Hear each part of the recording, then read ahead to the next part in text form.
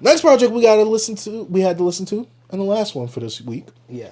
D2X Hotel 1105. Yeah. Now, if you guys are new to the channel, for those who don't know, or new to the podcast itself, I've already actually talked about this, but only in a what we've been jamming. That's usually when I get like a 1 or 2 listens of an album, get my first impressions, and I kind of give my introduction or whatever, or my thoughts on it. But for me to get my introduction in this, I have never heard of this guy until we actually started making our podcast.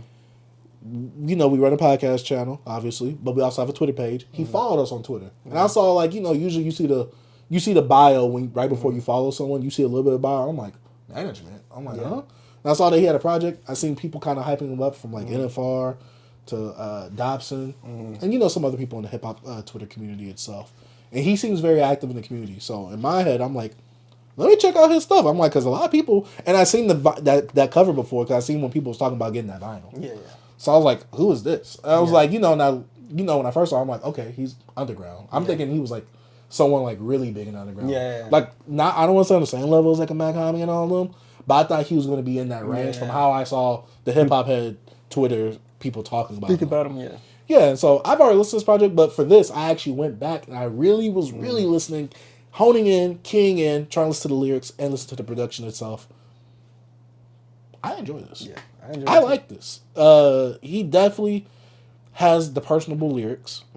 He has some really personable lyrics, especially when he's talking about certain streets of Chicago, or like how his homie like got shot and died at that park. Yeah. Or he's talking about, I think, one of his family members. Dude gets shot like 25 times, and he was right around the corner and losing his cousins and stuff like that in the summer. Yeah. Yeah, and he shows like he does definitely have that ambition, that hunger in him to like be the first millionaire in his family and things like that.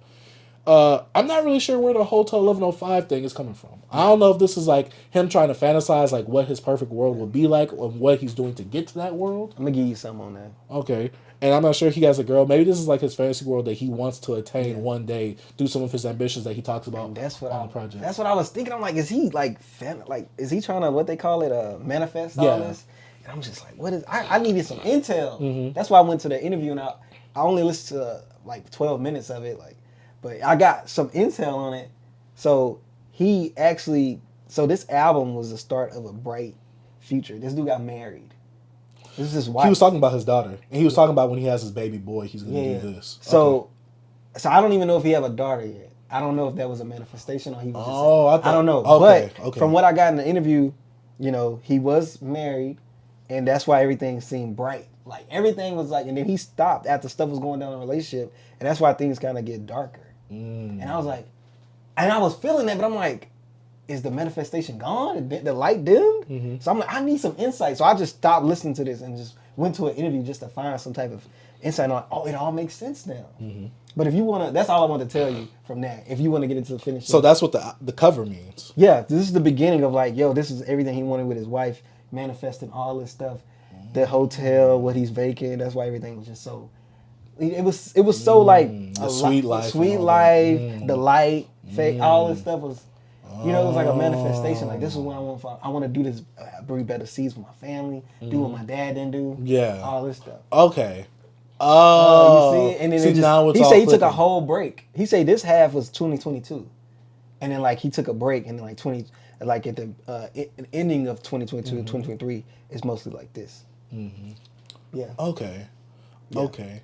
Yeah. Okay, this is now all clicking for me. Yeah. So now that I know this, I feel like I need to go back into the album and listen to it again, because now that I have that context. Because I'm like, why is it so bright? And then I'm like, do he got any interview or nothing? Because do you still got anything else to say about the album? Because I have more, we'll bounce off, but so say your stuff. My introduction to the dude was like 2021. Dang. Discord, my homies boosting him up. And me, I'm really a hater. But like, I'll be nice. I'm actually a hater. I'm just playing nice. But I'm like, I'm not listening to him. Y'all always hyping up some new underground dude or whatever. Because it was the color of blue or whatever. Shades of color blue. I do want to listen to that. So it was that joint. And they were like, yo, you gonna get on so-and-so. It's that final thing. You go and donate and get the record and whatever. They do a certain amount of copies. And I'm like, whatever. Y'all always hyping up somebody new. So I didn't check him out.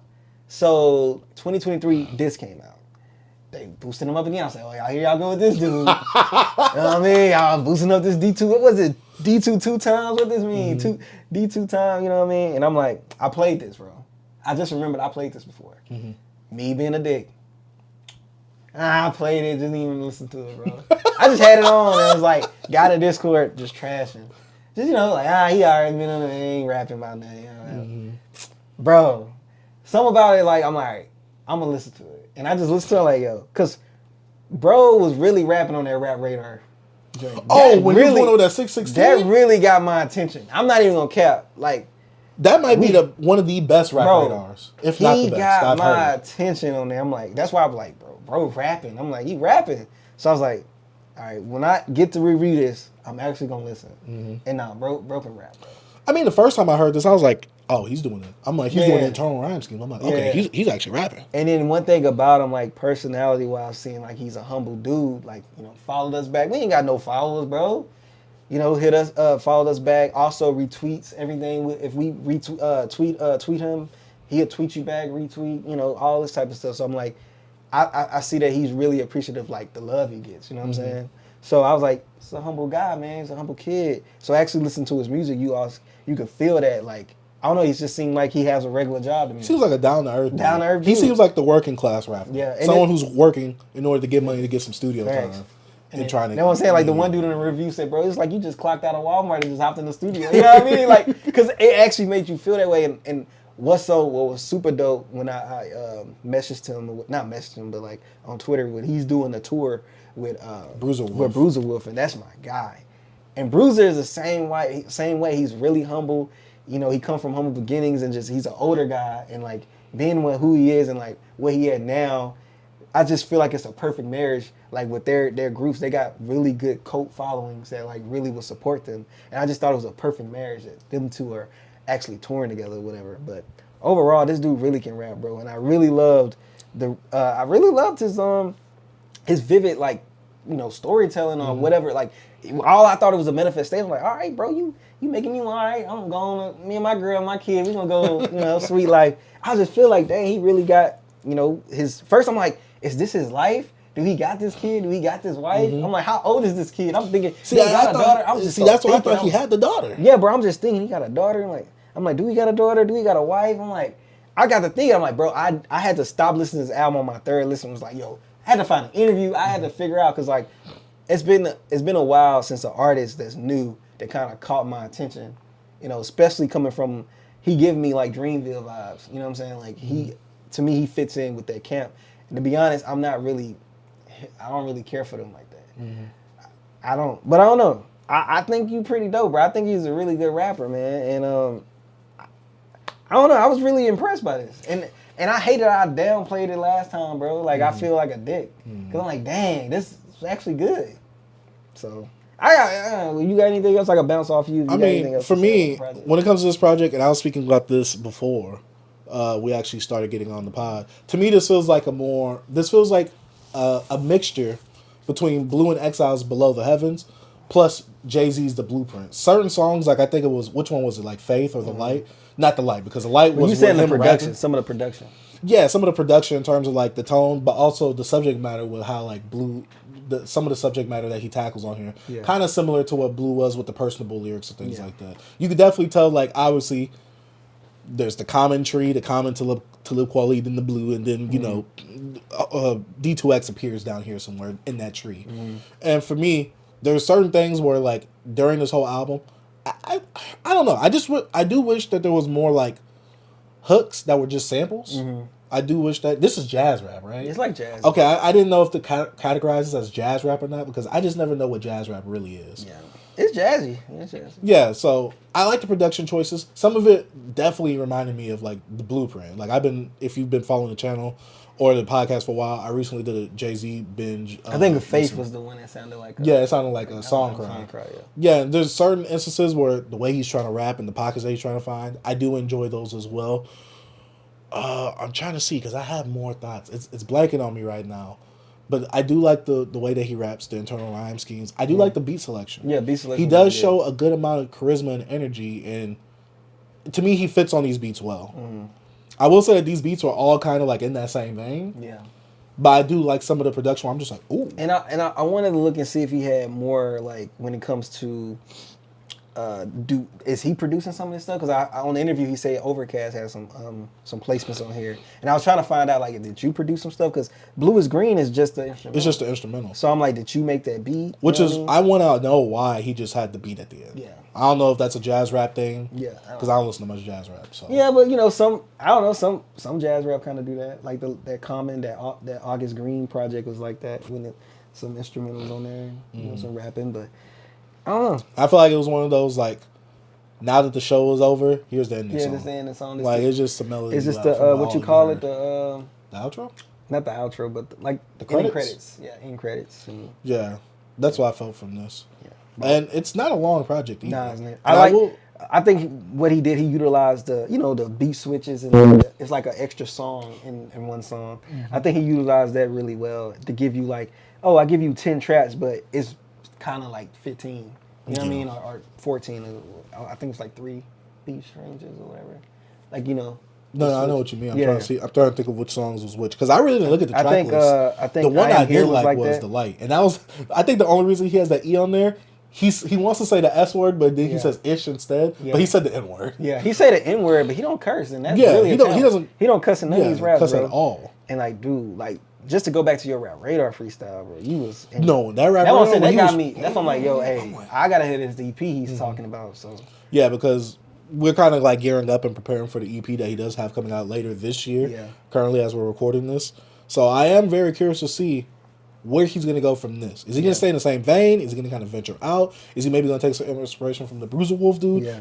I think he said he already turned in the EP. I'm not sure. Yeah. I think the EP going to be his... I think he's going to be showing his rap skills. Because just from off there, I think the EP he's just going to be rapping. Off the Radar to me makes it sound like he's hungry. That's why I think the EP I'm for the... the album, I'm going to get in my album stuff, but this EP, I'm for the rap. Yeah. That's how I felt from that Rap Radar. And how he been talking about it, like prepping up for it, like, hey, yo, I'm in my bag. Mm-hmm. So I think he would display that rapping ability, bro. I also want to say on this, to me, he makes a lot of promises. Yeah. In manifestations. I remember on one song he said, in 2 to 3 years I'm gonna have a classic or something like that. Yeah. So I'm like, all right, that's a big step. There's a lot of manifestation in here, bro. Like, and it's like this one thing I was debating if I wanted to say this or not, but I think I'm gonna just say it because I'm like, I'm a really honest person. I just feel like with artists like this, bro, like how great they be, bro, they just never get to where they need to be, and I hate that. No, that's facts. Yeah.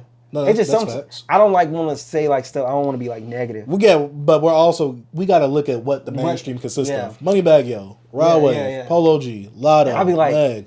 It's not much room for these type of guys. No, because it's like a reserved spot for Big Three. You know what I mean? I guess. Like there's definitely tiers to this. But I feel like the more he progresses and more varied production, more varied song structures, and probably more features. Because he also didn't really have a feature on here, right? I think he's just singing. I think the cow. Yeah, he didn't really have any features. I think the thing is, once he starts connecting with those people, start being on some features, I think it's gonna propel him up. Because he already has 2 bodies of work to go back to. He has an EP he got as well. Some EPs, The other EP that's coming out, I think he's gonna have. He already has a nice starting point currently right now. I think what it is he might need to work with more people. Possibly maybe get some more features. But obviously you need access to the features. Yeah. I don't know what the Bruiser Wolf dude is. Is he in the same vein as him? No, Bruiser Wolf totally different. Danny Brownish? Oh yeah, way different from that. He with Danny them, but he's totally different, bro. See, I don't know nothing about Bruiser Wolf. Bruiser is like a sugar free. Like pimping? He'd be like on pimping, selling cocaine type stuff. He'd be wild. Jesus. That white girl. And then they call him Unc. Because, if you ever see him freestyling, he's an older guy, in his, probably mid-40s or whatever. But, he actually used to be, Skrilla Baby? I know. He was his youth coach because he's from Detroit. And, that's just so crazy. He looks like a youth coach. But Bruiser, that's my guy, bro. Unc is cold, bro. But, yeah. I mean, overall...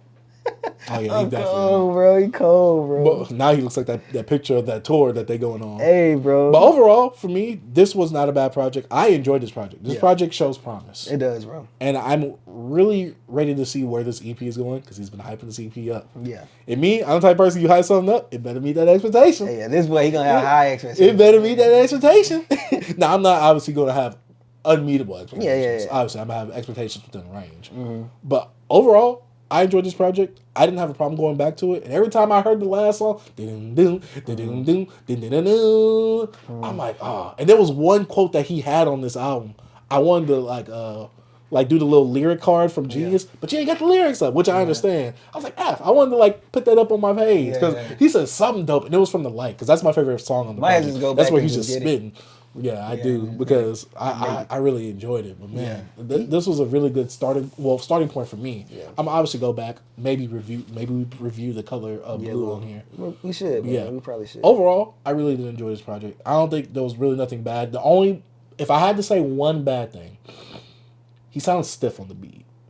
Like sometimes he sounds stiff. That's the only thing I could say. He wasn't falling into the beat and making himself one with the beat. He kind of stuck out from the beat, which could be a good thing or a bad thing depending on how you look. Or maybe it could be just the style he's going for. Yeah, or it could be just some of the song he probably, when you felt that way, probably just the uncomfortable situation he probably was in dealing with, his personal issues. Because, hey, I ain't gonna lie, that rap radar freeze, he was comfortable. No, to me, he fell into that. I feel like, to me, it felt like, I got to do this in one take, so I got to get it right. To me, that's what that rap radar freestyle gave me. Going in, bro. Yeah, but this, he stuck out from the beat a little bit more. Yeah. It could be a mixing thing. I don't know. It didn't feel like it fell in the beat comfortably. Yeah, I feel you. That's the only thing. I just get more comfortable on the beat. That's he felt a little. It felt stiff. Yeah, it felt stiff. Like it's like, I gotta like stay in this right here. Like if I'm rapping, it gotta stay in this. Like it's like I can't just like kind of let loose and like go a bit unorthodox with it. I can't let it run on a drag. But I mean, he was still on beat. It's not like a G Herbo where he's running to catch the beat. So yeah. Also, kid from Chicago. Yeah. Hey man, stay at it, bro. Yeah. Hey, we're gonna continue to support, especially you following us, we follow you back. So we're gonna be watching your journey. If you watching us, you be watching ours as well. And hey, maybe we might can work together or something. Who knows? But hey, I'd love to see what his thought process, especially when we get on later. But I'd love to see his thought process on Hotel 1105. I'd love to see like his writing structure. Like, how did you learn because that's certain things that just interest me. Like, I want to rap. So I'm like, how'd you put that together? Because how'd you know? Maybe he needs to talk to me, a former rapper myself. You know what I'm saying? I'm on there, a little engineering. Hotel 1105, man. Good project from D2X. I don't know what this guy's talking about. Stay at it, my dude. You out here, man. You doing your thing. Yeah, you doing your thing, man. Congratulations on the tour again, bro. Oh yeah, definitely congratulations. Because he said that. I think he looks up to him. Yeah. I'm not sure. Yeah. I'm just saying that's dope because he has he got a base. Like I think he did shows before. I think he did a little mini tour overseas. I think he said. I think he did one recently too. Yeah. Before. So I just think it's dope, man. I just think that's really dope.